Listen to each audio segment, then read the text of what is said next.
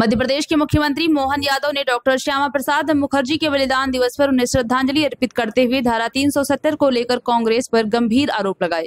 उन्होंने कहा कि हम नहीं भूले हैं कि डॉक्टर भीमराव अंबेडकर ने धारा 370 का विरोध किया था, लेकिन इसके बावजूद कांग्रेस ने दबाव डालकर यह अनुच्छेद संविधान में शामिल करवाया। मुख्यमंत्री ने कहा है कि डॉक्टर श्यामा प्रसाद मुखर्जी का बलिदान इस बात की याद दिलाता है कि उन्होंने 370 पर खुलकर विरोध किया था, लेकिन उनकी मृत्यु की सच्चाई आज भी देश के सामने नहीं आई है। मोहन यादव ने इसे देश की एकता और अखंडता के लिए लड़ने वाले महान नेताओं के साथ अन्याय बताया और युवाओं के साथ उनके विचारों को समझने व आत्मसात करने का आह्वान किया। आइए आपको सुनाते हैं मध्य प्रदेश के मुख्यमंत्री डॉक्टर मोहन यादव ने और क्या कुछ कहा है। और हम सब ये भी भूले नहीं, डॉक्टर अंबेडकर जी ने धारा 370 का विरोध किया था, लेकिन उसके बाद भी संविधान की एक अनुच्छेद बना करके कांग्रेस ने दबाव से डलवाया था। अंबेडकर जी की आत्मा उस दिन भी रोई थी जब पूरे जम्मू कश्मीर के अनुसूचित जाति जनजाति के लोगों को इस धारा 370 के माध्यम से उनके अधिकारों से वंचित किया गया था। अंबेडकर जी के जीते जी उनको कोई निर्वाचन का किसी लोकसभा का चुनाव कांग्रेस ने जीतने नहीं दिया।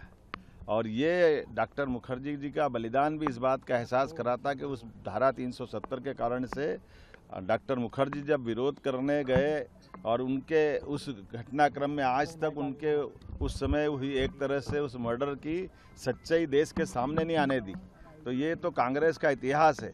इनके सामने देश के ऐसे मुद्दों को लेकर के संविधान में जिस बात को लेकर के अंबेडकर जी ने इशारा किया था, उसी संविधान की आपातकाल 2 दिन बाद हम पूरा देश और दुनिया मनाएगी, उस बात का एहसास कराएगी कि आपातकाल का काला कलंक अगर लगाने का काम भी कांग्रेस ने किया है। तो ये 3 दिन केवल इस अपनी जो कालिख को धुवाने के लिए मध्य प्रदेश के अंदर अपने बिखरते जनाधार के आधार पर जो कांग्रेस अपना आधार खो रही है, वो अंबेडकर जी का नाम लेकर के, संविधान का नाम लेकर अपने पुराने पाप को छिपाने का प्रयास कर रही है। हमने कहा है कि हाँ, ग्वालियर हाईकोर्ट के अंदर माननीय चीफ जस्टिस जी ने कमेटी बना दी है। वो कमेटी जो निर्णय करेगी सरकार उनके साथ है। हमने पहले दिन से कहा, हमारी पार्टी ने कहा है, अंबेडकर जी के लिए तो हम जो कर सकते थे। आप कांग्रेस अगर यहाँ ग्वालियर की बात करती तो कांग्रेस बताए कि महू के अंदर वो जन्म स्थान था अंबेडकर जी का, और 55 साल कांग्रेस की सरकार रही, उनके जन्म स्थान पर इनने क्या करके बताया? उनके जन्म स्थान को नकारने का काम किया, उनकी दीक्षा भूमि को बारे में चिंता नहीं की। और तो और अंबेडकर जी का जब शरीर छूट गया तो शरीर छूटने के, दिल्ली में छूटे हुए शरीर के बाद भी दाह संस्कार के लिए भी कांग्रेस ने तत्कालीन रूप से मना कर दिया। उनकी पत्नी ने विमान से पार्थिव शरीर को ले जाकर बम्बई में जब दाह कराया तो कांग्रेस के लोगों ने उस विमान का किराया भी, जहाँ जिसमें उनकी बॉडी गई थी, उसका पैसा भी अंबेडकर जी की पत्नी से लिया था।